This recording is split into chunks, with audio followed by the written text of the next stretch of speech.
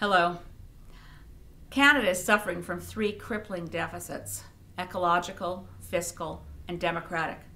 The budget released today by the Harper government doesn't address any of these. Let me start in reverse order. The democratic deficit is really well reflected in the fact that we have a prime minister in a minority government who made no attempt to achieve political consensus before bringing forward a budget.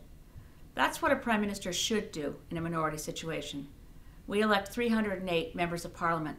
We have a parliamentary democracy. We don't have a presidential-style government, even if Mr. Harper wishes we did. In fact, one might argue he wants an imperial-style government. Ned Franks, political scientist at Queen's University, professor emeritus, said recently that after the second prorogation in a year, Mr. Harper should now be called King Stephen I of Canada. The serious crisis in our democracy is not to be underestimated. The crisis around prorogation doesn't end because the House has now resumed sitting. And I hope that everyone will remain involved in the Facebook group, Canadians Against Prorogation, that's now reformulated itself as Canadians for Public Participation. I think it's very important to continue the nonpartisan efforts. So nothing in this budget begins at all to make up for the prorogation, nor does it explain this nonsense that they had to recalibrate their programs. Well, the budget puts a lie to all that. What we see here is more imaginary efforts around fiscal restraint and trying to fight the deficit. There's a lot of smoke and mirrors there while kicking the environment in the teeth. Let's go into the fiscal aspect. The government says that they'll be able to take a $56 billion deficit and reduce it to $1.8 billion. You don't see the word structural deficit anywhere in this budget because they've never agreed with the parliamentary budget officer that that's what they've created. So what they've said is that they'll get out of the deficit through a couple of things. One is, of course, they'll stop the economic stimulus spending. That ends at the end of this fiscal year, and by the beginning of March 2011, there'll be no more, the end of March 2011 rather, there'll be no more money for any of the projects across the country. That will be a saving. But where are they going to cut deeply? They're cutting deeply in increases that were planned for, particularly for CETA. So international development assistance will see a cut of $4.4 billion. The $6.8 billion is to be cut from as yet unannounced trimming of administrative functions within government. This basically means anywhere Stockwell Day can find a cut, that's where they plan to cut. The idea that this won't hurt social programs, won't hurt environmental protection, and won't hurt the quality of life in Canada is somewhat dubious. We'll have to stay on top of that one to see. But they also rely quite a lot on something that's a dubious assumption. They've made quite optimistic projections for how much corporate taxes will increase, and that's based on seeing corporate profits increase. Now, hang with me for this one. This is a little tricky. They're going to cut the corporate tax rate, so corporations will pay less tax as a percentage of their profits. But the government is projecting substantially increased corporate tax revenues. So they're expecting corporations to not only come out of the recession, but make billions and billions of more every single year, such that even with tax rate cuts, the government will get more money. It's a little bit of a dubious assumption, and that's how they get out of the deficit, hey presto. The other thing is really the worst part of this from my point of view and from the Greens. We've wanted to cut payroll taxes. We want to cut EI premiums, and we want to make sure that it's easier for business to employ more people. The Harper government is doing the opposite. This budget includes substantial hikes to employment insurance.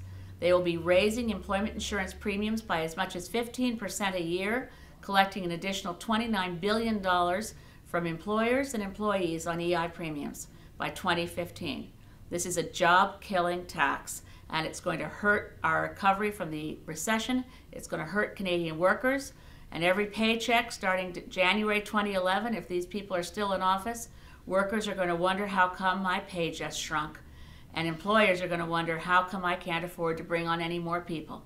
EI premium tax hikes are a terrible idea. The ecological deficit, well, they didn't address that at all except to kick it in the teeth. We've seen the removal of environmental assessment under the Environmental Assessment Act for all energy projects.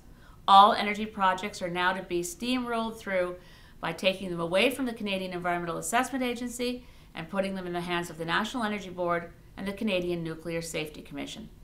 Nuclear energy is one of the big winners in this budget, getting hundreds of millions more this year, up to 800 million more this year.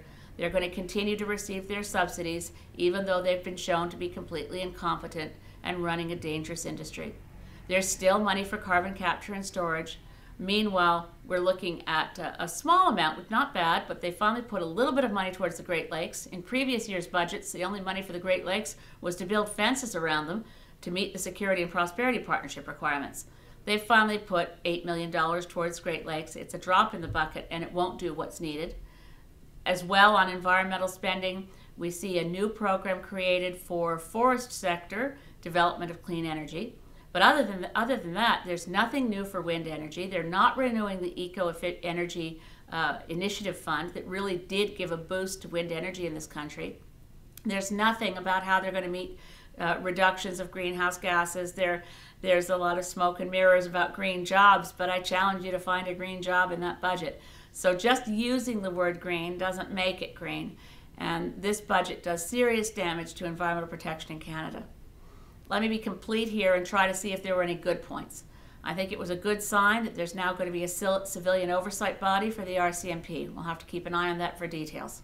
I think it was good to see some money, although obviously not enough, $30 million over 2 years, for First Nations to improve education between kindergarten and grade 12. There's already an agreement between the First Nations and the federal government. This money is for implementation of that agreement. It's obviously not enough, but it's better than nothing. I was pleased to see as well that there would be continued funding to assist the victims of residential schools for mental health issues and emotional trauma. But there's very, very little in this budget that you could say is good. For single parents, they'll be able to not have to pay taxes if they're low income on their individual child credit. That's a saving, but for the most part, this budget doesn't deliver any help to low-income people. It delivers very little to the middle class, and it continues to give corporate tax cuts. So I have to say, Mr. Harper, Mr. Flaherty, when I'm in the House of Commons, I will not be supporting this kind of budget. And I look forward to the day when we are, through the work of all Canadians from coast to coast who want to fix the democratic deficit. We've got to get respect back into politics. We've got to find a way to work together and get past this kind of mean-spirited budget. Thank you.